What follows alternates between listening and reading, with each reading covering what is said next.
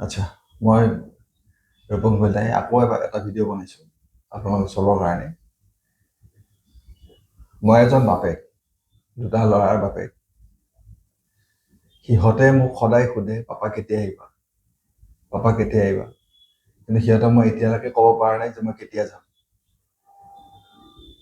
সেইটো মোৰ এটা সাংঘাতিক দুখ এজন বাপেক হিচাপত।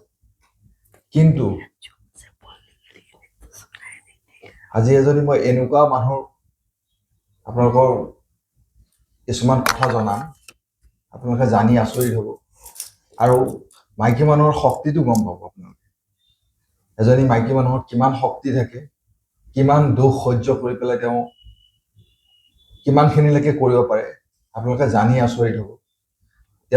তেওঁলোকৰ মই পাৰ্চনেল ডাটা নিদিওঁ, কাৰণ তেওঁলোকে বস্তুখিনি শ্বেয়াৰ কৰিব দিয়া নাই। কিন্তু বহুত যত্ন কৰি পেলাই তেওঁলোকক মই মাতি আনিছোঁ কথাখিনি জানিবৰ কাৰণে, কথাখিনি যাতে অসমৰ মানুহে চবেই গম পাওক।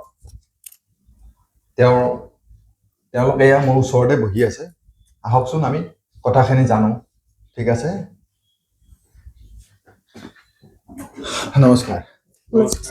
আচ্ছা, এতিয়া ঘটনা হ'ল, আপোনাৰ বিষয়টো মই ক'ব নাযাওঁ, কিন্তু আপোনাৰ যিখিনি কথা, আপুনি কোনখিনিৰ পৰা ট্ৰিটমেণ্ট কৰিলে, আপুনি কেতিয়া গম পালে আপোনাৰ বেমাৰটো, সেইটোৰ বিষয়ে অকণ জনাব লাগিছিলে, যাতে অসমৰ মানুহে গম পায়। আকৌ समझ में आ रहा है?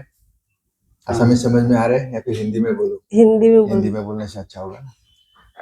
मतलब आपको ये बीमारी कब पता चला पहली बार? मेरे को ये बीमारी 2024 में पता चला, जब एक्सरे कराए, MRI कराए, हाँ। उसमें बीमारी पता चला।